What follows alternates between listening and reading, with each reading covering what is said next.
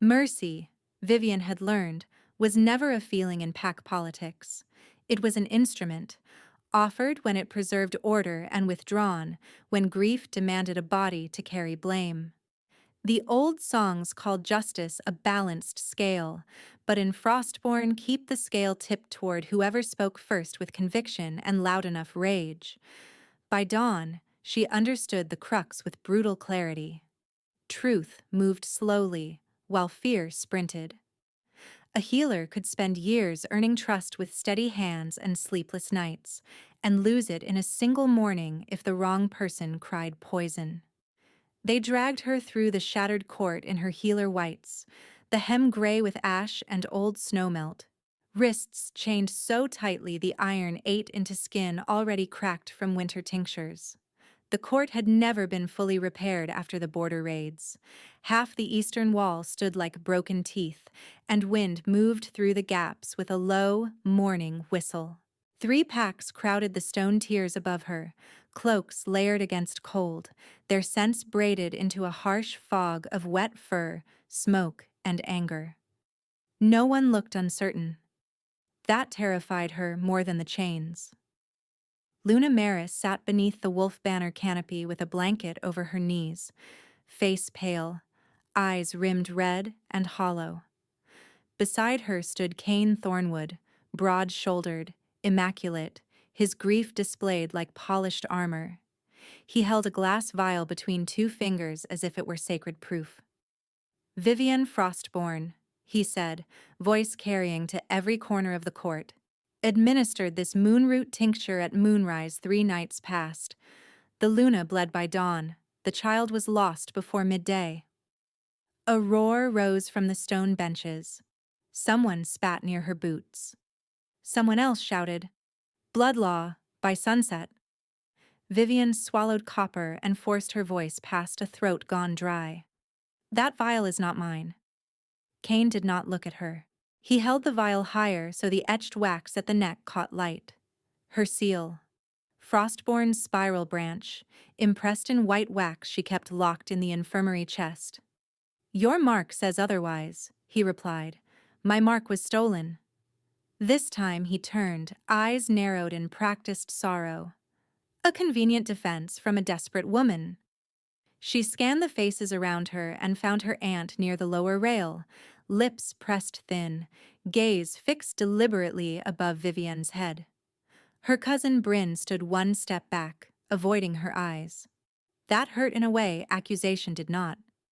Only family had access to the ledger room. Only family knew where she kept the wax and stamp when she worked late. The realization landed like ice under skin. Someone at her own table had opened the door for this. Luna Maris spoke, voice frayed. "I trusted you." Vivian's knees weakened, but she stayed upright. "Luna, I gave you willow bark and cloud mint for cramping. No wolfsbane, no moonroot concentrate, nothing that could force silence." Cain's command cracked like a whip. "Do not desecrate her mourning with your lies." The crowd answered him with approval. She could feel the mood consolidating, snapping into place. Grief wanted shape. Cain gave it one. He stepped toward the tribunal stone and dropped to one knee with theatrical reverence. "By blood law, I petition execution before sunset, to restore public trust and prevent further contamination of healers' stores." A chorus followed. "Before sunset, before sunset." Vivian tried again, louder. "Check the ledger, Ash. I burn each draft after transcription. There are duplicates in the infirmary oven." The entry order was altered. "You will see." Enough. Elder Rusk, whose hearing was failing but whose pride never had, struck his staff against stone. "The accused will kneel." The enforcers forced her down. Iron bit harder. Her breath came too fast. She tasted the old panic that had lived in her since childhood winters, when storm winds shook the roof beams and no one came when she called. "I survive alone," she told herself, the old refrain, the one that had carried her through neglect and hunger, and the long apprenticeship where praise was rationed like medicine. "I survive alone. I survive." A horn sounded at the outer gate, long and low, heads turned. The court doors opened to a small retinue in travel-worn black and silver. Their banners were new cloth stitched to old poles. Starfall, the pack that had burned 2 years ago and somehow returned with survivors and scar tissue instead of territory. At their center walked Wulfric Starfall. He did not move like a petitioner.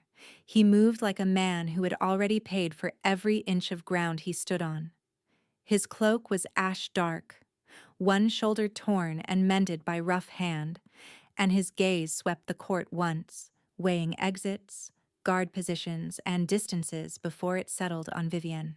Something in his expression sharpened, not softness, not pity, just immediate attention, predatory and precise.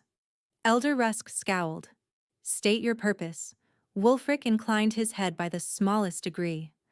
Alliance terms, medicine exchange, labor compact for spring rebuilding. I sent notice 3 days ago. Kane stepped forward smoothly. You arrive during tribunal. We can resume diplomacy after justice is served. Wulfric's eyes flicked to the chains at Vivienne's wrists, then to Kane's hand around the vial. Justice first, then. By treaty custom for contested medicine charges crossing pack lines, I invoke trial by oath in neutral territory under my provisional authority at Starfall Hold. Murmurs rippled. Kane's jaw tightened, just once. Elder Rusk barked a laugh. You claim neutral authority while landless. Not landless, Wulfric said. Unfinished. The answer unsettled people because it was true. He had not come to conquer Frostborn. He had come with wagons, carpenters, and an offer the starving border packs needed. Grain routes, medicine routes, work through thaw. The court had tolerated him for that alone. Kane recovered first. A convenient technicality to delay sentence. A legal one, Wulfric replied. Unless Frostborn now rejects interpack oath law in front of 3 witnesses and 2 envoy scribes. 2 scribes in Starfall colors stepped forward and unrolled fresh vellum without being told. Kane's nostrils flared. He could not strike them down without exposing the politics beneath his grief. By the time the sun tilted past the western battlements, argument had hardened into compromise. Execution paused. Transfer granted at moonrise. Vivienne remained chained, for public safety, escorted by Frostborn enforcers and 2 Starfall guards. Kane smiled as if he had yielded graciously, but his scent held iron and calculation. They locked her in a side chamber off the ruined infirmary until the transfer hour.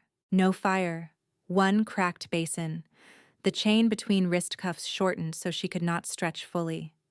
Through the warped door she heard boots, low voices, and once, unmistakably, Bryn crying. Near dusk, the latch lifted. Bryn slipped inside carrying a folded blanket and a water skin. His eyes were swollen, his mouth trembling. Don't, Vivienne said. Don't do this kindness now and call it love. He set the blanket down anyway. I tried to stop him. Him who? Bryn looked at the floor. Silence answered. She stepped close, chains scraping stone. Did you take my seal? He flinched as if struck. I only opened the ledger room. Kane said he needed to verify entries for the council. He said if I refused, he would expose father's debt and strip us all. I did not know about the vial. Vivi, I swear by moon and marrow, I did not know. The chamber spun. Betrayal had texture, she discovered. Not sharp, but soft and suffocating, like wet wool over the face. You sold me for debt. I thought he wanted an audit. He wants me dead. Bryn reached for her wrist. She pulled back. Outside, a guard barked, 2 minutes.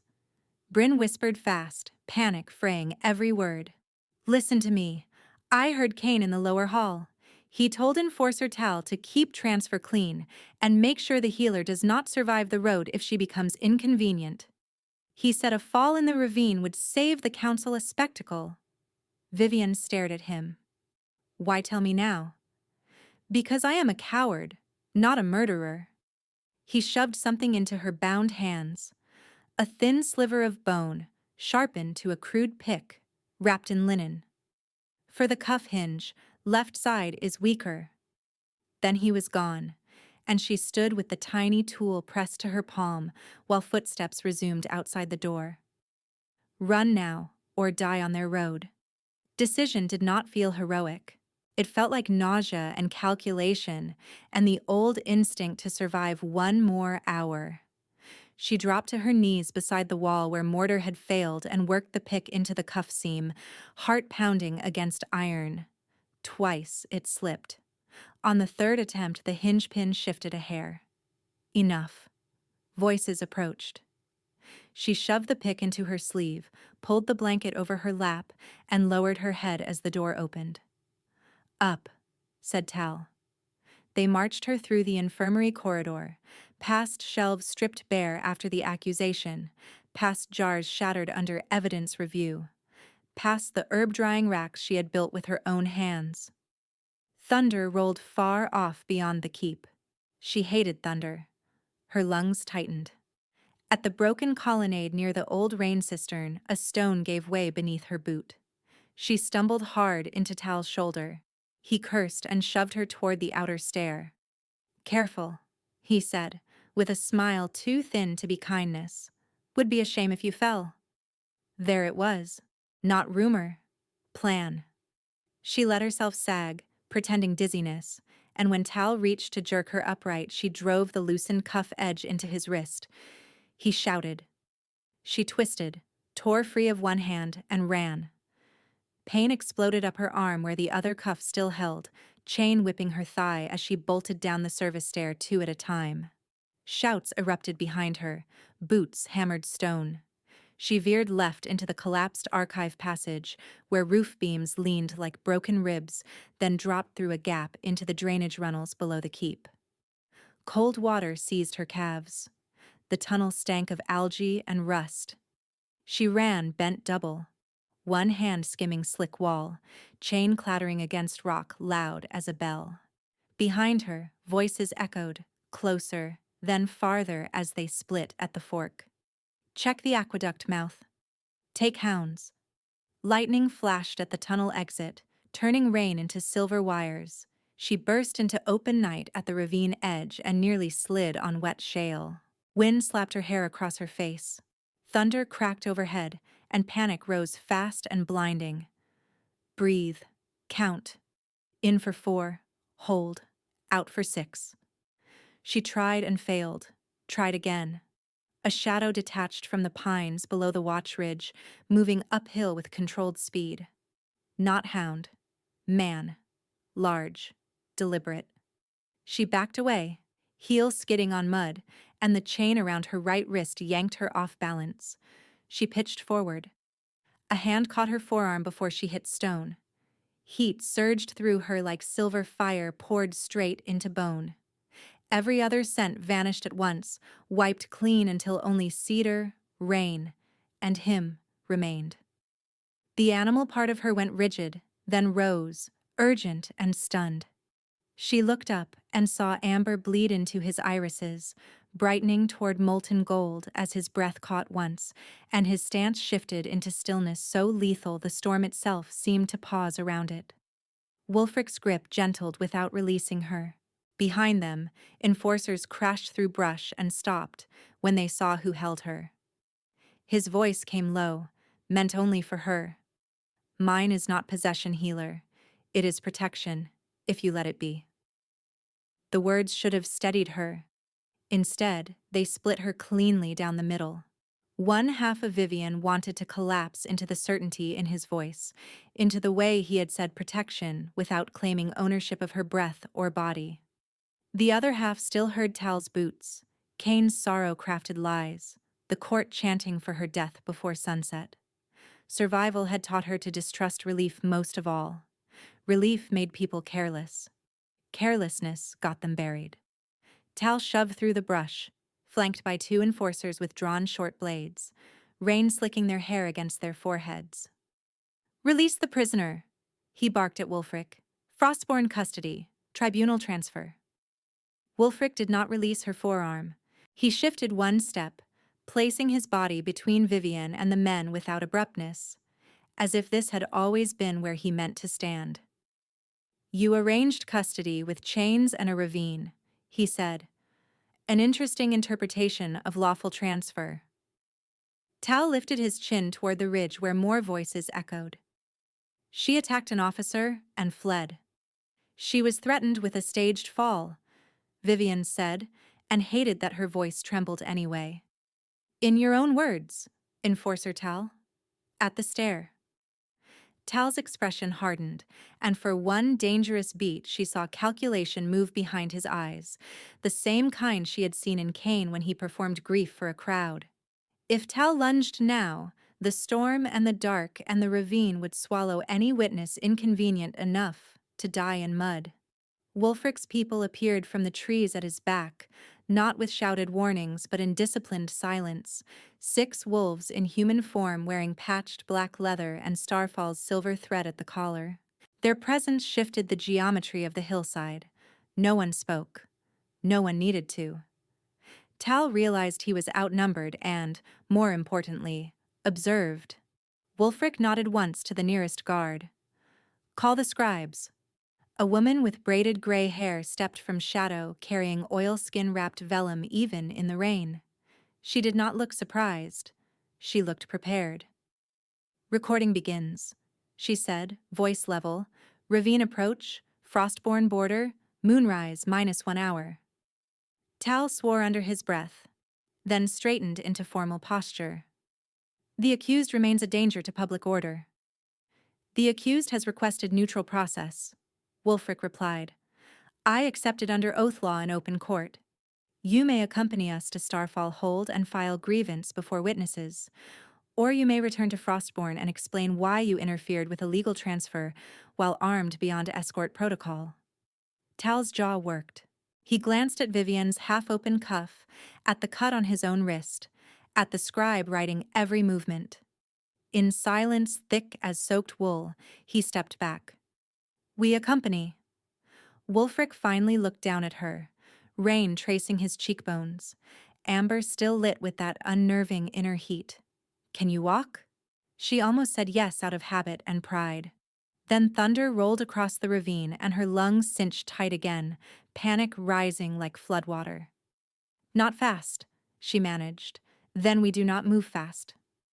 He signaled 2 of his guards to take the flanks, not her arms. No one touches her chains except me. The trek to Starfall territory felt endless, even though it could not have been more than an hour. The storm turned trails into dark ribbons of clay, and each step dragged at her boots as if the earth wanted repayment. Pine needles plastered to her skirt. Her free hand shook uncontrollably when lightning split the ridgeline, and each crack of thunder pulled her backward into old winters, old rooms, old helplessness she had spent years disguising as composure. She bit the inside of her cheek until she tasted blood and kept moving. Wulfric set the pace beside her without comment, one hand hovering near her elbow but never closing unless she stumbled. Once, when her knees nearly folded on a steep descent, he caught the chain itself, not her wrist, and guided it clear of a root so it would not wrench her shoulder. The choice was so precise it unsettled her more than any overt gentleness could have. He watched for harm the way some men watched for advantage. By the time the trees thinned, the storm had softened to a hard drizzle. Starfall Hold rose from the valley ahead, less fortress than stubborn beginning. Old stone foundations scavenged from burn ruins, new timber walls braced with fresh iron, watchfires burning at 4 corners around a central long hall whose roof was still half scaffolding. Lanterns glowed along mud-packed lanes where workers moved under cloaks, carrying planks, hauling water, mending a world one practical task at a time. No polished banners, no carved throne dais, just survival made visible. The smell hit her first. Not perfume and politics like Frostborn's court, but wet cedar, forge smoke, broth, medicinal alcohol, wool drying by fire. Work sense, human sense, honest fatigue. Her chest tightened for a different reason. At the gate, a massive pair of carved wolf heads flanked the entry arch, both scarred by flame and repaired with dark resin that gleamed like old tears. A young guard with a bandaged hand saw her chains and frowned openly. "This is the healer?" "This is Vivian Frostborn," Wulfric said, voice carrying. "Under my protection and under oath law. Any insult to her is an insult to me. Any injury without tribunal order is treason." The guard's posture snapped straighter. "Understood, Alpha." Alpha. The word moved through the gate crew and nearby workers in a quiet wave, not worshipful, not fearful, but anchored. She had seen packs obey power. This felt different. This felt like people choosing a man because he had stood in ruin with them and not looked away. Inside the hold, Tal and his enforcers were escorted to guest barracks under watch. The scribe disappeared toward the records room. A healer in slate blue approached with a copper bowl and clean cloths, then hesitated at the chains. Wulfric held out his hand for the key Tal had carried. Tal delayed exactly one breath too long. Wulfric took the key anyway. He knelt in front of Vivienne in the middle of the muddy courtyard, unconcerned with rain soaking his cloak, and unlocked the remaining cuff with careful turns so the swollen skin beneath would not tear. When the iron finally fell away, her arm felt weightless and wrong, as if she had forgotten how to hold her own hand. Red welts ringed her wrist. He did not touch them. He looked up and waited. "May I?" he asked. She nodded once, unable to form speech. He took her hand then, very gently, and turned it palm up. The contact slammed through her again. Heat. Pull. A bright thread yanked taut between sternum and spine, and she sucked in air sharply enough to hurt. Around them, conversation in the yard faltered. The world narrowed to his fingers around hers, and the way his pupils thinned, then widened, then thinned again, while amber blazed brighter until gold rimmed the edges like molten metal cooling too slowly. His breath hitched, a single involuntary sound he seemed almost angry at making in public. No one moved. Vivienne could not either. Her awareness fractured into unbearable detail. The roughness of his calluses against the heel of her palm, rain tracking down the side of his throat, the exact cadence of his heartbeat where it thudded through the tendon at his wrist, the scent of cedar and storm and something warmer beneath. Unmistakably male, unmistakably hers, to notice now whether she wanted to or not. The tight knot behind her ribs, clenched for months, loosened one knot width, and then pulled tighter in panic because loosening felt dangerous. What is this? What is happening? I am not safe enough for this. I am not healed enough. Not clean enough. Not anything enough to stand in a courtyard with everyone watching while my body learns someone's name faster than my mind can reject it. This is want braided with terror. And I do not know where one ends and the other begins. If this is fate, it has cruel timing. If this is strategy, it is the most intimate weapon ever forged.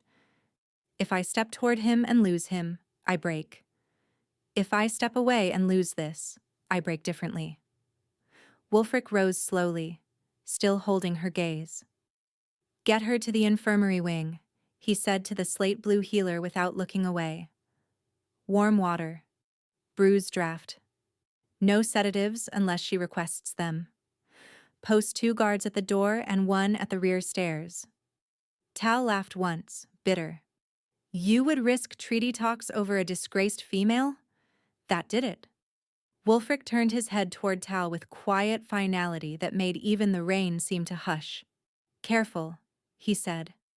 "The last man who called her that will answer under oath before dawn." Tal looked to his own men for reinforcement and found none. Inside the infirmary, ruin turned sanctuary. Lamplight softened the sharp lines of unfinished stone. Beds had been built from reclaimed doors. Herbs hung in neat bundles above a table scored with knife marks from years of use and reuse. A fire burned low in a stove patched with riveted iron. Vivienne stood at the threshold, swaying, while the slate-blue healer, Mara, she introduced herself, set out linens and a poultice bowl with brisk, competent movements. "We heard what Frostborn said," Mara murmured, rinsing a cloth. "We also heard what Frostborn says when it wants someone buried. Those are not always the same thing." Vivienne let out a laugh that almost became a sob. "That might be the kindest political statement I have ever heard." "Give me an hour and I will make a kinder one." Mara wrung water from the cloth. "Sit." Vivienne sat. She should have collapsed into practical concerns. Evidence, ledgers, Kane's next move, Bryn's confession, the scribe's record of the ravine. Instead, her mind kept circling back to the courtyard and the look on Wulfric's face, the shock there, and the iron discipline layered over it like armor thrown on over skin that had already been cut open. He appeared in the doorway before Mara finished binding her wrist, shoulders filling the frame, wet hair combed back with his fingers, a fresh shirt under an unfastened war cloak. "I need 5 minutes," he said. Mara studied both of them, then nodded and withdrew, closing the door behind her. Silence pressed in. Fire popped once in the stove. Wulfric stopped an arm's length away. "I will not ask you for trust tonight," he said. "Trust is earned in increments, not speeches. I will ask for terms. You tell me what you need to feel safe under my roof, and I will make it law before my council hears sunrise." Vivienne looked up at him and felt that pulling thread again, fierce and uninvited and painfully clear. "No one enters my workroom without written record and 2 witnesses," she said. "All medicine stores are sealed with dual marks, yours and mine. Every grievance against me is heard publicly, with scribes present, not whispered in corridors." Done. If your beta argues politics over process, he argues against your own oath. Something hard flickered across Wulfric's mouth. "Noted." She swallowed. "And if this bond is real, it does not erase consent." His expression changed then, not surprise, not offense, but recognition so direct it nearly stole her breath again. He bared his throat in a wolf gesture of offered vulnerability, deliberate and unmistakable. "Chosen," he said softly, "or nothing." Their eyes locked, and the room fell away to heartbeat and firelight, and the first terrifying outline of a future she had not dared to imagine, standing alive between them. The pull between them held for another breath, taut as wire, until Vivienne forced her fingers to unclench against her skirts and took one careful step back. "Then write it," she said, voice rough but steadying as she used it. "Not only to me, to everyone." Wulfric's gaze did not soften, but it grounded, shifting from raw instinct to decision. "It will be posted at the gate, the hall and the infirmary by the next bell. My seal. My voice." He inclined his head, formal where a different man might have pressed advantage. "Rest if you can. I will place guards outside your door and inside the records room. No one opens either without your word." He moved toward the door, paused with his hand on the frame, and looked back once. "If thunder comes, send for me." She almost refused on principle. Pride rose first, sharp and familiar. Then lightning flashed beyond the shutter and the muscles in her chest tightened on reflex. She gave a single nod. He left without touching her again. The quiet after he was gone felt louder than the storm. Vivienne sat very still on the edge of the narrow infirmary cot, staring at her reddened wrists while the stove clicked and settled. Mara returned with broth, tincture, and dry clothes, and spoke little while she worked, which was the greatest kindness she could have offered. Vivienne drank because she was told to, changed because cold had sunk through to bone, and let herself be wrapped in a coarse wool blanket that smelled faintly of rosemary smoke. When Mara finally dimmed 2 lamps and closed the door, Vivienne stood and crossed to the wash basin. The water had gone lukewarm. She dipped her hands and scrubbed until her skin flushed pink, then red, then tender. Still she felt it. The remembered tack of blood from Tal's wrist where the cuff edge had cut him. The phantom stain of every accusation shouted at her in Frostborn's court, the deeper stain of Maris's grief turned toward her face. She scrubbed harder. It was never enough. I am here in a fortified room, guards outside, law on my side for one precarious night, and still my body behaves as if a door will burst open and hands will drag me back to stone. I am tired in places sleep does not reach. I am angry enough to burn and too afraid to trust the flame. He asked for terms and accepted them without bargaining. He stepped back when the bond pulled us both forward. That should not matter this much. It matters anyway. It matters because restraint is a language I have rarely heard from men with power. And now that I have heard it, I cannot pretend I did not. By the time the night bell marked midnight, rain had thinned to a fine, steady hiss over timber and slate. Vivienne had not slept. She sat cross-legged on the floor beside the stove, ledgers from memory laid out on scrap parchment, trying to reconstruct entry sequences Cain might have altered. Her handwriting wavered each time thunder muttered over the valley. A quiet knock sounded. Not a guard's blunt rap. 2 taps, then stillness. "Come," she said, not trusting her volume. Wulfric entered carrying something wrapped in dark cloth. He had changed into plain black wool, no insignia except the thin silver cord at his wrist that marked his rank among Starfall. His hair was still damp at the nape, as if he had washed quickly and returned before sleep could claim him. "I did not want to wake you," he said. "I was not asleep." "I noticed."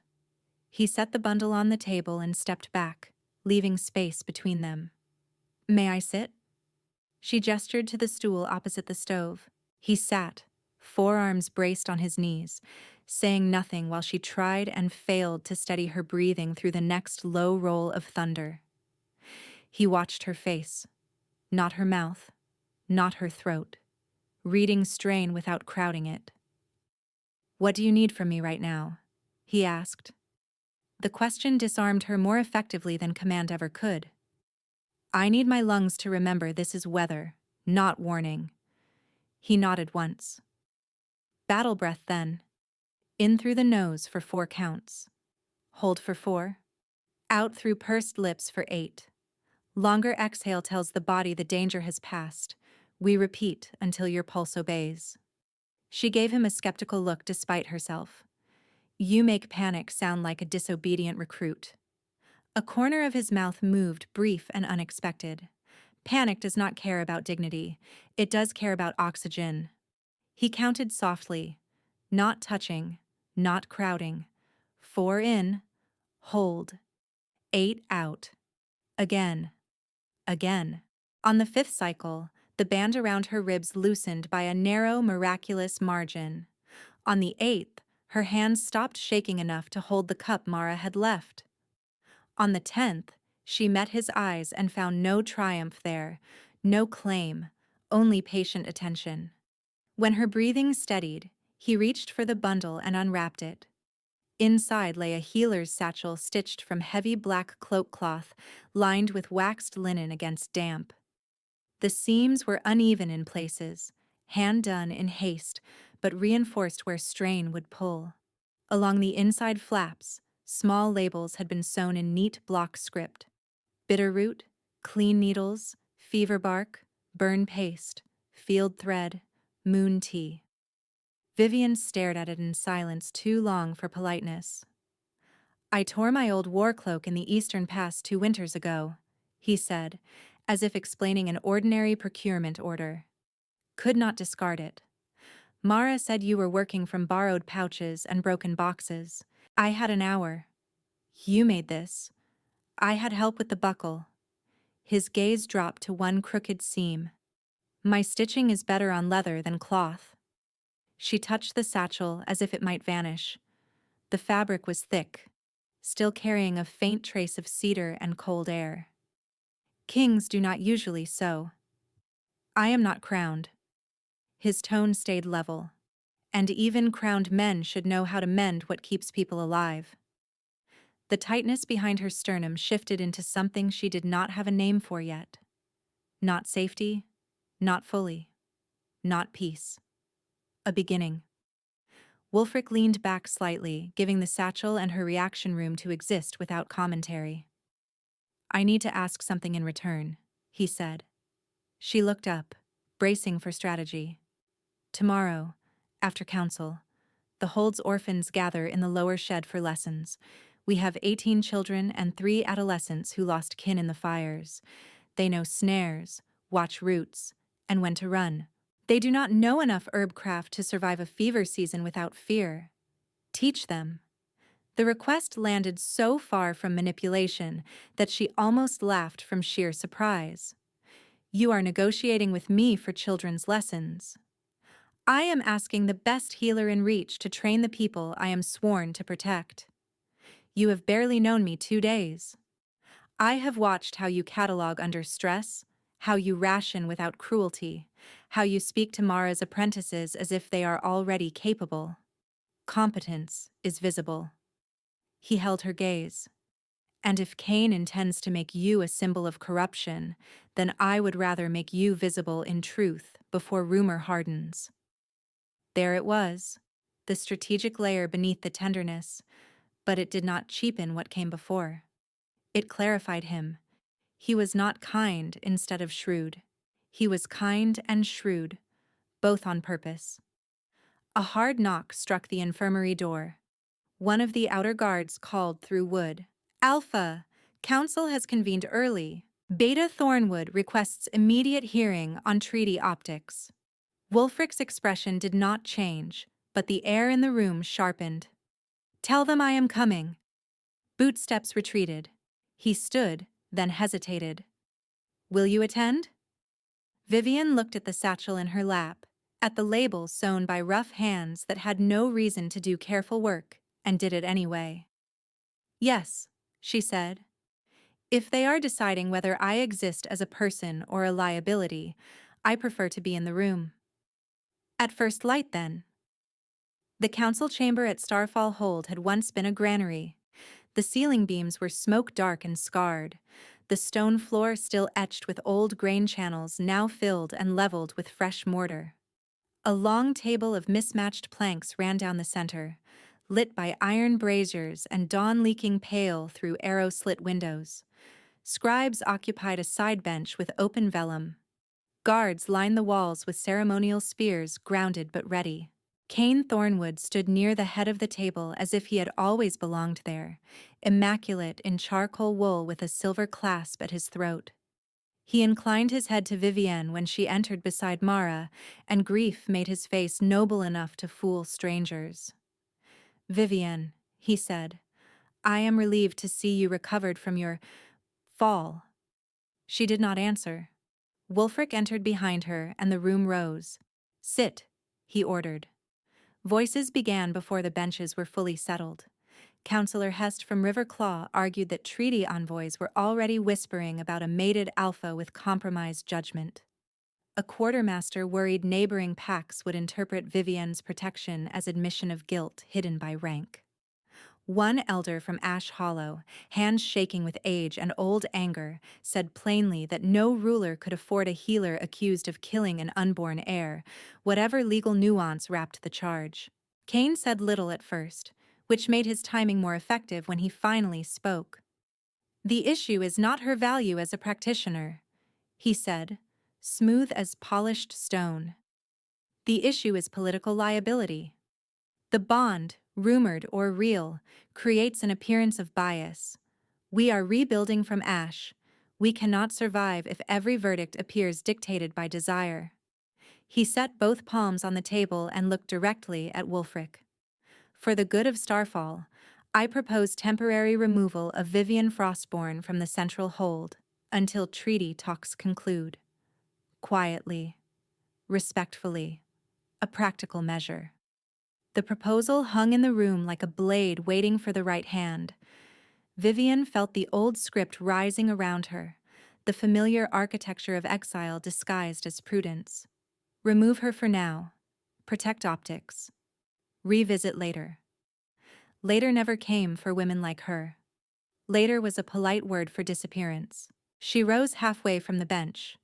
If your process cannot withstand my presence, it cannot withstand Cain's narrative either. Exile does not look neutral. It looks like confirmation. Sit down, muttered Counselor Hest. You are not recognized to speak. A younger enforcer near the rear wall, eyes bloodshot with unresolved grief, spat at the floor near her boots. My sister bled out in Frostborn after taking healer broth. I will not bow to another poisoner under this roof. He moved before anyone issued command, shoulder-dropping as he lunged across the aisle toward Vivienne with a clenched fist. Wulfric was faster. He stepped off the dais in a single stride and caught the enforcer's wrist mid-swing with his left hand, then drove his right forearm across the man's chest to halt momentum without throwing him to stone. The impact thudded through the chamber. Spears lifted. 2 guards surged forward. Stand down, Wulfric snapped, voice cracking like split oak. No blades. The enforcer struggled once, breath ragged. Wulfric held him in place by leverage alone, not striking, not humiliating, only stopping harm with absolute control. You will grieve, Wulfric said, low and lethal, but you will not turn grief into mob law under my roof. He released the man and stepped back, hands open to show restraint. Then he crossed the remaining distance to Vivian and took position at her shoulder where all could see, close enough that his sleeve brushed hers, far enough to leave her space unclaimed. Record this, he said to the scribes. Any insult to my healer is an insult to my crown in exile and will be answered by challenge or law, at my discretion. We do not exile witnesses to make ourselves comfortable. We hear grievance in full daylight. Cain's jaw tightened. You are proving my point. No, Wulfric said. I am disproving yours. He turned to the chamber, voice carrying to each corner. A ruler who cannot separate desire from duty is unfit. Agreed. A council that cannot separate accusation from evidence is equally unfit. Also agreed. Therefore, we proceed by process. Formal grievance hearing at second bell. Open doors. Witness testimony from Frostborn escort, Starfall guards, and recording scribe from the ravine transfer. Medicine stores sealed under dual marks effective now. Mara stood and lifted her chin. I volunteer to hold one seal. So ordered, Wulfric said. He looked to Tal, who sat rigid on the far bench under guard. Enforcer Tal, you will testify under oath regarding transfer conduct. Refusal will be entered as contempt. Tal swallowed and nodded once. For the first time since dawn in Frostborn's ruined court, Vivian felt the room's balance tilt away from panic and toward structure. Not safety yet. Not victory. But structure, the scaffold truth could climb if people were forced to hold still long enough. Cain leaned back in his chair with a thin smile meant for allies rather than her. You gamble heavily, Alpha. Wulfric did not turn toward him. I do not gamble with process. The chamber settled by increments. Spears lowered. The enforcer who had lunged was escorted out to cool his temper, alive and unshamed, which mattered because mercy with witnesses became precedent. Scribes sanded wet ink and copied orders for posting. Mara squeezed Vivian's forearm once in passing, then moved to organize seal wax and lockboxes. Wulfric remained at Vivian's shoulder through all of it, saying nothing for several breaths, while the council reassembled around law instead of noise. Then, just low enough for her alone, he asked, Are you still with me? The question carried no demand, only check and care. Vivian looked at the chamber, at the men who had expected her to disappear politely, at the Alpha who had stood between her and a fist without turning the moment into a slaughter, and felt one more internal wall begin to crumble at the edges. Yes, she said, I think I am. Wulfric gave the smallest nod, then stepped away just far enough to make clear that standing beside her was a choice, not a tether. "Second bell," he said to the room. "We begin." The grievance hearing unfolded with a brutality that wore legal clothes. Tal swore oath with his palm over iron and ash, voice flat at first, then rougher when the scribes asked him to repeat exact phrasing from the ravine stair. He tried to soften it. He said he had warned her about unstable ground. He said the escort route had been standard. Then Mara produced the escort protocol tablet from Starfall Records, and the lane Tal chose had already been marked unsafe after spring washout. Kane requested permission to question the witness and was granted it, his tone all wounded patience. "Enforcer Tal," Kane said, "are you under debt to gambling houses in Frostbourne Lower Market?" Tal froze. "That is not relevant." "It is relevant if your testimony can be purchased." Murmurs flared. Kane paced once, measured and controlled. "Did Vivian Frostbourne strike you and flee custody?" "She cut me while I reached for her chain." "Did she flee?" Tal swallowed. "Yes." Kane turned his palms up toward the council in a gesture of reluctant sorrow. "A frightened accused can still be dangerous. A grieving pack can still require visible accountability. My concern remains unchanged. The Alpha's attachment is clouding risk assessment." Vivian watched him as he spoke and felt, beneath fear, the cold mechanical click of pattern recognition. Kane never denied the ravine threat directly. He redirected. He made every exchange about perception, optics, public trust. He was not trying to prove her guilty now. He was trying to make truth feel politically expensive. When Mara took her oath and testified about missing compounds from the hold's stores, the chamber grew still. Inventory discrepancy appeared after dawn council, Mara said, setting 3 wax tablets on the table.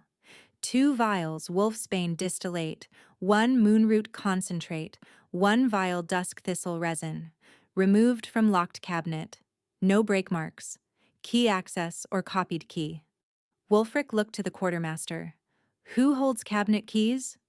"Chief Healer, Acting Quartermaster, Alpha, and Beta." Kane did not blink. "Search my quarters now." The confidence in it made several counselors exhale as if that settled matters. Wulfric gestured to 2 guards. "Do it. Also search mine."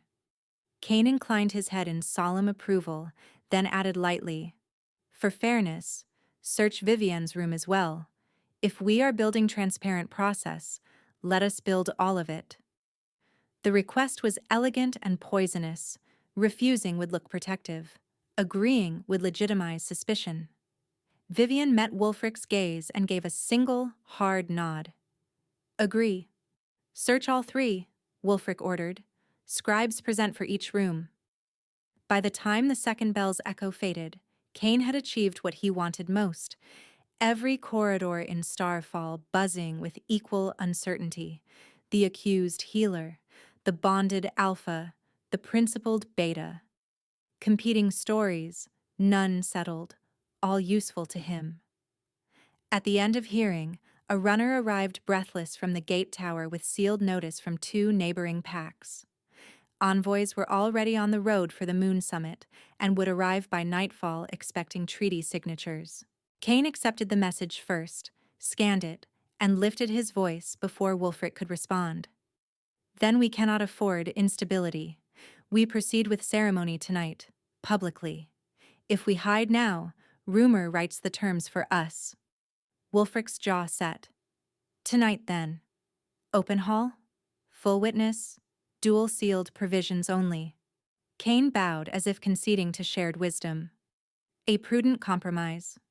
By late afternoon, rain had cleared, leaving the hold scrubbed and raw under a hard silver sky. Vivian stood in the records room with Mara and 2 apprentices, while scribes logged each crate for summit use. Grain wine, spring water casks, ceremonial broth, tea bricks, salt. Every lid received 2 wax marks now, hers and Mara's, pressed side by side. It should have reassured her. Instead, it revealed a deeper breach. 3 cabinet locks showed faint scoring inside the keyway, the kind left by wax impression theft and hurried filing. Mara traced one mark with a nail. Someone practiced this. Not once. Someone with time and confidence they would not be questioned, Vivienne said. A knock sounded at the open frame. Wulfric stood there without escort, sleeves rolled, a ledger under one arm. Gate records from the last 6 weeks. Beta office signed requisition on every night watch rotation touching infirmary stores. Mara's expression went flat. He built the blind spots. Wulfric set the ledger down beside Vivienne, their shoulders nearly brushing as they bent over the same page. Heat pulsed beneath her skin at the proximity, fierce and distracting, but this time she did not flinch away from it. She used it like a handhold and forced her focus to ink. Kane had moved the same 3 sentries between Archive, Healer Cabinet, and West Passage across 7 different nights, always under plausible pretexts: storm prep, envoy quarters, inventory escort. He rehearsed the routes, Vivienne said, not for one theft, for repeated access. Wulfric turned a page and found disbursement lines for rebuilding funds redirected through Thornwood intermediaries. And while he rehearsed, he controlled coin and narrative. The crux settled between them with terrible clarity. Kane did not need her convicted by fact if he could make Wulfric look compromised, isolate command, and trigger emergency censure during treaty season. Then Beta authority would become temporary stabilization, and temporary would calcify into rule. Vivienne pressed both palms to the table, staring at the names of dead laborers whose wages had never reached widows because the ledger columns had been hollowed out and repainted with cleaner numbers. Anger rose hot, then steadied into purpose. "He has one more move tonight," she said. "He always layers them." Wulfric's voice dropped. "Then we strip him of room to move. You stay within my line of sight at Summit. You are trying not to issue an order. I am trying not to cage you." The honesty in it landed low and deep. She lifted her head, and for a breath the room narrowed to his face, the scar at his jaw, the restraint in his posture. "I will stay in sight," she said. "Not because you command it. Because I intend to survive this long enough to testify." His mouth almost curved. "That is very much the woman I have come to know." She let out a short breath that might have become laughter in a less dangerous life. "Your timing for tenderness is inconvenient. My timing for most things is inconvenient." For 30 heartbeats they stood in the exhausted stillness of people who wanted more than they could safely take. Then a horn sounded from the gate, long and formal. Envoys. 3 hours later, moonlight pooled in the long hall rafters while torchlight threw moving gold across a stone. Delegations from River Claw and Ash Hollow stood in ceremonial rows, cloaks clasped, guards posted at respectful distance. The summit table had been expanded with trestles, treaty vellum weighted by carved bone. Kane moved through the crowd like a practiced host, introducing, soothing, calibrating every glance. He wore concern beautifully. Vivienne worked the service station herself with Mara at her side, pouring from sealed kettles into marked cups, checking each scent before it left her hand. Bitter bark, sage, clean steam. Routine steadied her for a while. Wulfric remained near the treaty table, speaking with envoys but keeping her in peripheral range, gaze flicking back every few breaths. Then she reached the final kettle. The wax on its lid held 2 impressions. Hers. Mara's. Intact. She cracked the seal anyway and froze. Under the broth's savory steam rode a metallic sweetness she knew from emergency poisoning drills, faint but unmistakable once named dusk thistle masking agent over wolfsbane microdose. Not enough for immediate death. Enough for collapse, cardiac strain, and panic in a crowded hall. "Mara," she whispered, "do not serve this." Mara leaned in, inhaled, and went white. Moon, save us. Vivian snatched the ladle out and raised her voice. No one drinks. Step back from the table now. Conversations faltered, then fractured into confused noise. Kane turned first, expression snapping from social warmth to outraged alarm with theatrical precision. What are you doing? Poison in the final kettle, Vivienne said. Seal breach by substitution compound. Kane crossed the floor fast, stopping short of her station with both hands visible. You expect this chamber to believe another convenient discovery from the woman already under accusation? He turned to the envoys, projecting grief and restraint. I warned this council that optics and attachment would destroy confidence. And now, at treaty table, she manufactures chaos. I am not manufacturing anything. Then prove it, Kane said sharply. Drink from your own accusation. The challenge was designed perfectly for spectacle. Refuse and look guilty. Accept and risk exactly what he had dosed. Wulfric started toward them, but Kane lifted his voice over him. Alpha, if she is innocent, she should welcome demonstration. Vivian saw the trap, saw also the crowd leaning toward whatever looked decisive. She reached for a testing vial instead. Kane moved. His hand flashed from his sleeve, scattering a pinch of silver-gray powder directly toward the open kettle. Not poison this time. Catalyst. The dust hit steam and ignited a violent white flare that surged up like a struck forge, hissing into choking vapor. People shouted and stumbled back. One envoy nearest the station inhaled and dropped to his knees, coughing hard, cup shattering from his hand.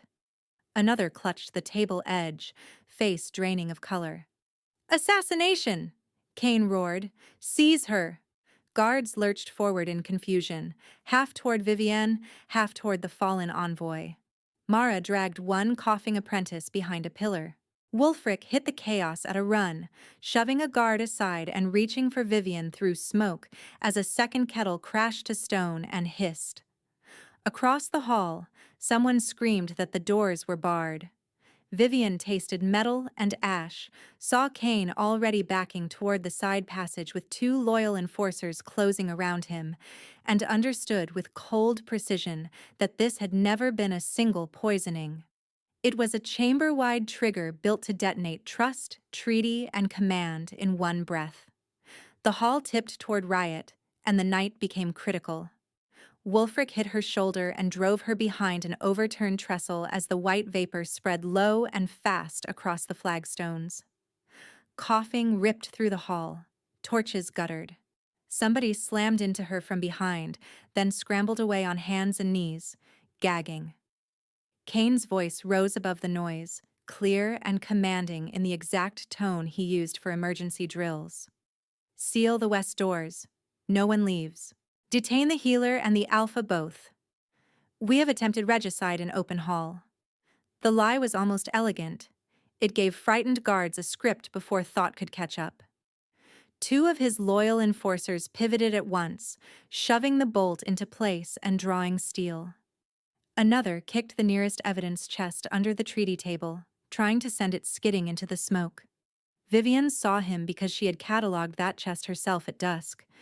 Tincture shards from Frostborn, copied ledger strips, and one cloth packet of recovered seal wax impressions from the lock, scoring in the infirmary. Kane was not just escaping, he was erasing sequence. Wulfric rose from cover and roared, Starfall Guard, to me, protect the envoys, no blades unless struck first. He moved like force under discipline, crossing 3 strides to the nearest fallen envoy, hauling him clear of the worst vapor, then shoving a water-soaked cloak into his hands. Breathe through this. Stay low. Kane backed toward the side passage with his 2 men, palms up in counterfeit restraint. Look at him, he called to the chamber. His first instinct is her, not treaty law. This is exactly what I warned you of. Vivian tried to stand and nearly blacked out when the catalyst sting reached her lungs. Mara caught her elbow and pressed a strip of damp linen over her mouth. Dusk thistle carrier, Mara rasped. Not fatal if diluted, Panic is the real killer. Then stop the panic, Vivian said, and heard the answer before she finished speaking. If she let Wulfric fight this as a military breach, Cain would recast every move as mated bias. If she fled, she became confession. If she waited for perfect evidence, Cain would burn the room and call it necessity. The crux was brutal and simple. Only a truth no one could reinterpret would hold. I am afraid. I am shaking. I am still the woman they chained in white and dragged before 3 packs. But fear is not the same as helplessness, and tonight I choose what I am in front of witnesses. I know this right. I know the price. Memory bloom kills liars who call it under false oath because it binds blood to sequence and sequence to moonlight. If I am wrong, I fall in this hall and Cain wins anyway. If I am right, no rank can silence what the room sees with its own eyes. I do not need rescue. I need space, ash, and 1 minute no one steals from me. She tore the linen from her mouth and shouted from the center of her chest, healer command voice honed through winters of triage. Mara, flood the kettles and throw green fennel on the braziers. It will pull the sting from the vapor. Riverclaw envoy, keep your head down and sip water only. No one drinks broth. No one leaves. Heads turned because certainty is louder than fear when it arrives at the right moment. Mara did not hesitate. She kicked 1 kettle over the coals, sent steam roaring, and dumped crushed herb from her apron pouch into each brazier until the air shifted from metal sweet to sharp green. 2 apprentices copied her instantly, coughing eased by increments.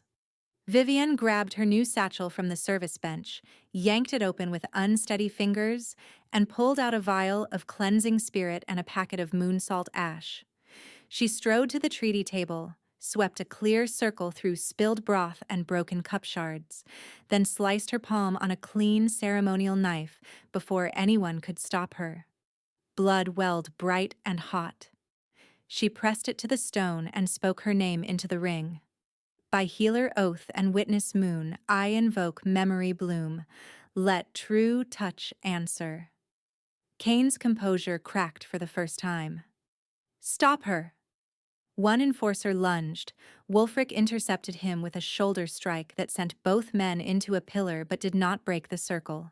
Vivian dropped the frostborn tincture shards into the blooded ash, then seized the evidence packet with wax impression fragments and snapped it open. Last, she pointed at Cain's hand. Your signet, in the ring, now. He laughed, breathless and furious. You command nothing. Wulfric did not look away from Cain when he said, Give it. For 2 beats, no one moved. Then an elder counselor, pale and sweating, stood and barked at the nearest guard, Disarm him. The guard obeyed, wrenching Cain's right hand down just long enough for Mara to strip the thornwood signet free and toss it into the circle. The ash ignited silver white. Light climbed the smoke in a twisting column and flattened into moving image above the stones. Not illusion, but memory rendered with ruthless clarity. Cain in Frostborn Infirmary after midnight. Gloves on, opening Vivian's seal box. Cain heating wax, pressing her mark to forged vials. Cain tipping measured wolfsbane into Luna Maris's moonroot under lamplight. Cain switching ledger strips while Bryn stood in the doorway, stricken and silent. Cain in the lower hall telling Tal to keep transfer clean and make sure the healer did not survive the road if she became inconvenient. The hall went utterly still except for the hiss of braziers. Cain snarled and flung a second handful of silver dust toward the circle, this time mixed with spark grit meant to burst and blind. Vivienne saw the arc and reacted on training older than fear. She slammed both bleeding hands to stone and drove her will through the right line, not to heal, but to hold. A translucent barrier surged up around the nearest benches, curved like blown glass, catching the dust in a crackling spray that burst harmlessly against its surface. Envoys flinched, but were untouched. The shield trembled, then steadied. Gasps rippled across the chamber. Someone whispered, "Goddess witness." By the time the third alarm bell rang from the gate tower, Kane had stopped pretending. He ripped free of the guard on his left, shoulders bunching as claws punched through his fingertips in partial shift, and sprinted for the side passage. Wulfric vaulted the treaty bench and gave chase. Vivienne swayed once from blood loss, bit down hard, then snatched a tin of binding salve from her satchel and ran after them, Mara shouting for her to stop. The pursuit spilled into the moonlit courtyard, mud slick under boots, workers and guards flattening back against walls as Kane barreled toward the main gate. He was fast in partial shift, faster than any full human stride, but panic made him linear. Wulfric cut angle instead of distance, met him at the gate arch, and drove him sideways into the carved wolf post with a bone-rattling impact. Kane slashed. Wulfric trapped the wrist and twisted, forcing him off balance without tearing him apart. Done. Wulfric said through clenched teeth, "Do not make me finish this by force." Kane spat at his boots and shoved free with a feral snarl, turning to bolt again. Vivienne crossed the last yards and flung the binding salve straight into the slash on Kane's forearm, where Wulfric's grip had opened skin. The paste hit blood, flashed dull blue, and locked. Kane took one more step, then his leg buckled. He crashed to one knee in the gate mud, claws retracting in jerks as paralysis climbed. Pack members poured into the courtyard, then envoys, then council, all of them just in time to see Kane pinned by truth and chemistry, not rumor. He lifted his head toward Wulfric, hatred burning through the remnants of control. "You would trade a kingdom for a disgraced female." Vivienne stepped forward before Wulfric answered, voice cutting clean across the crowd. "You traded your bloodline for power and called it duty." Silence answered her, then a low murmur of assent that spread pack by pack. Wulfric crouched in front of Kane, took the beta rank sigil at his throat between thumb and forefinger, and tore it free. "You were my beta," he said, each word iron, past tense. He stood and turned to the full assembly. Recorded by witness and right projection, Kane Thornwood is convicted of treason, attempted assassination of envoys, falsification of healer records, theft of stores, and conspiracy to murder under transfer oath.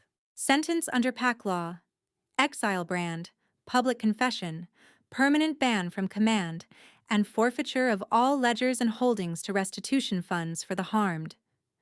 Kane lunged on instinct despite the salve. His body failed him. He sagged, breathing hard, eyes wild and disbelieving as two guards secured his arms and hauled him upright. "I built your survival," he hissed at Wulfric. "You will lose everything without me." Wulfric's expression did not shift. "No, we nearly lost everything because of you." He gestured to the scribes already writing at speed beside the gate. "Read the stolen ledger lines aloud, everyone, tonight." Under moonlight and torch fire, with 3 packs listening and no corridor left for spin, the first scribe began to read Kane's thefts and orders into the night, and his power ended where everyone could see it. The second scribe followed with inventory lines, naming each missing vial, each diverted coin mark, each forged requisition signed under beta authority. Mara stepped forward when called and identified the compounds by scent and residue. Tal, face ash pale, confirmed the ravine route had been chosen against protocol and admitted his debt had made him easy to use. Bryn was brought from Frostborn under guard before the final bell and, shaking so hard he could barely stand, swore to what he had seen in the ledger room. He did not ask Vivienne for forgiveness again. He only told the truth and kept his eyes on the stone. Kane was marked for exile at the gatepost he had nearly reached. The brand was brief, lawful, and witnessed. No one looked away, because this time witnessing was part of justice, not spectacle. Elder Rusk, summoned by envoy record and forced to hear the full reading, stood rigid through the confession and announced Frostborn would submit Luna Maris's remaining medicine stores for independent analysis at sunrise. He said it like swallowing thorns. It was still said. A sealed scribe addendum entered after the hearing recorded Councillor Hest's written request for formal censure against his own vote to remove Vivienne, with instruction that the archive preserve it unedited. A second addendum recorded that the enforcer who had lunged in council accepted 2 months of watch duty at the orphan ward for breach of hall order. When the readings ended, Wulfric ordered every physical exhibit logged and sealed in the new tribunal chest: the tincture shards, Kane's signet, the stolen wax impressions, the scored locks, Tal's escort tablet, Frostborn transfer record, and the cloth packet containing Vivienne's recovered seal. Nothing vanished into private rooms. Nothing relied on memory alone. Mara took one key. Wulfric took the other. The chest was set in plain sight beside the hall hearth until dawn. Only then did the crowd begin to thin. The old execution circle lay beyond the long hall, where broken stones had once framed public sentence, and now held moonlight like water in a basin. Vivienne stood at its edge with her bandaged palm throbbing, and the night finally quiet enough for her own pulse to sound loud again. Smoke from spent torches drifted through pine. Somewhere downslope, a child laughed in brief, exhausted relief before being hushed toward bed. The world had not ended. It had changed shape. Wulfric approached without escort, cloak unfastened, throat bare above his collar. He stopped 1 pace from her and waited until she met his eyes. "There is one question left," he said. She knew. The bond had been a live wire between them since the ravine, harder to ignore with every shared decision, every restraint chosen in public when possession would have been easier theater. Now it pressed steady and undeniable, not a shove, not a command, but a door held open. He spoke carefully, each word placed. "Vivienne Frostborn, do you want this bond completed tonight?" She searched him for pressure and found none. "Yes." He did not move yet. "Do you choose me without debt, without fear of what council wants, without owing me for protection?" Her breath caught, then settled. "Yes, I choose you." His jaw eased by a fraction. "Do you understand that once marked, I am yours as fully as you are mine? Not above, not owner, partner, mate." The last word resonated through her like a struck bell. "I understand. And yes." Only then did he step into the circle. He unpinned the thin silver rank cord from his wrist and laid it on the center stone between them like an offering, then lifted his chin and bared the line of his throat, exposing the vulnerable pulse no alpha offered lightly. "Your turn to ask," he said, voice low. She swallowed against sudden emotion and managed steadiness. "Wulfric Starfall, do you choose me when rumor is loud and peace is expensive?" "I do." "Will you hear me when I disagree with you in council?" A breath that almost became a smile. "I will probably dislike it and still do it." "Will you stand beside me, not in front of me, when this hold calls us to lead?" His gaze sharpened with something fierce and tender at once. "Always." She stepped closer until the heat of him met her skin through wool and linen. "Then I choose you, mine." His eyes closed for one heartbeat, as if the word landed somewhere old and wounded and finally reached. "Yours," he whispered. He cupped her jaw with one hand and gave her every chance to pull away. She leaned in instead, exposing the curve where neck met shoulder. His breath warmed her skin first, a grounding pause. Then his bite came controlled and precise. Pain bright as flint, immediate, clean, and deep enough to matter. She gripped his forearm hard enough to bruise. The pain peaked, then shifted, heat unfurling outward in waves that loosened every locked place in her chest and spine. Not numbness, not erasure, recognition. The bond surged through nerve and marrow, carrying scent, heartbeat, fragments of feeling. His relief, his awe, the hard-won discipline he had held for days and finally set down with her consent. He released at once, palm pressed over the mark in soothing pressure while he murmured against her skin, "Breathe with me. Stay here. You are safe. You are with me." She breathed. The night sharpened. She could feel him now not as intrusion, but as presence threaded alongside her own pulse, steady and warm. When she opened her eyes, she took his wrist, turned it, and looked up for final permission. He nodded. "Yes, mate." She bit deliberately into the inside of his wrist where the pulse beat strongest, not as retaliation, not as symbol only, but as claim returned in full. He hissed once through his teeth and bowed his head, letting her set the mark without flinching away. Warmth flooded back through the bond, doubled this time, and she felt his control tilt into surrender and trust. His emotions touched hers in clear currents, protectiveness without cage, devotion without demand, hunger braided with reverence. She drew back, thumb brushing the mark she had made. "Mine," she said, voice shaking with wonder and certainty. He touched the mark at her neck with equal care. "Mine." Then, together, forehead to forehead in the center of the old killing ground remade by choice, they said, "Mate." The bond settled not as blaze but as deep, steady thrum, like a hearth finally catching after a long cold season. He gathered her into his arms and she went, no longer bracing for impact. They stood there for several minutes saying nothing, simply learning the new shape of breath and heartbeat shared. When thunder rolled faintly beyond the mountains, she tensed on instinct. His hand stroked once down her back, and the tension passed. By dawn, the hold had transformed ceremony into structure. In the rebuilt long hall, with envoys present and scribes recording every word, Wulfric announced the Starfall Healers Tribunal as standing law. All medical accusations required open hearing, dual evidence custody, and rotating oversight from 3 packs. Mara was appointed first tribunal warden.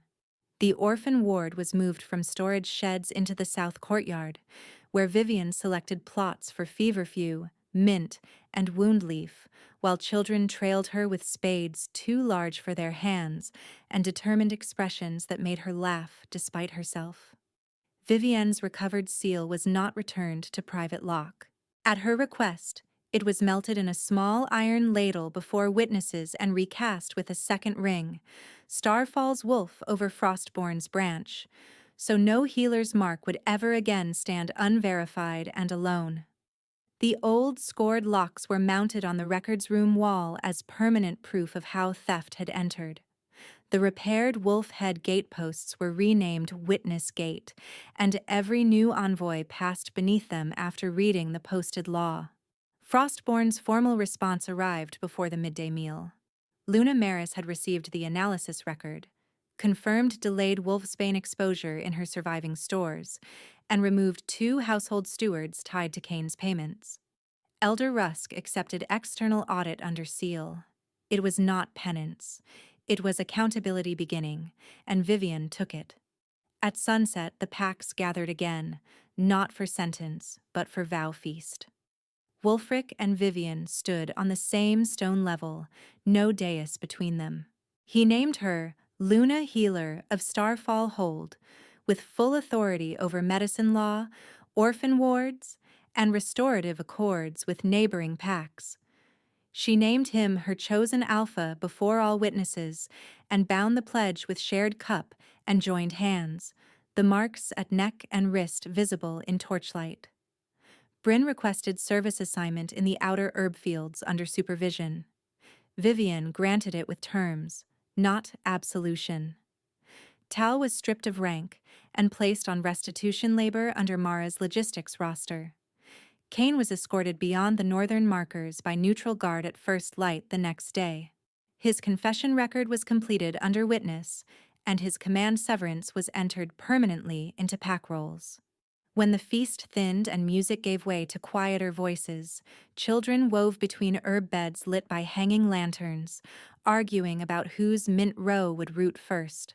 Vivian stood in the garden she had planted on ground once used to shame her, dirt under her nails, moon above the rafters, and felt belonging settle into her bones as something earned and real. Wulfric came to her side and linked his fingers through hers. Not above, not ahead, beside. She leaned into him, smiling as the bond hummed warm and sure. Yours, she whispered. His answer brushed her temple like a vow renewed. Mine, mate.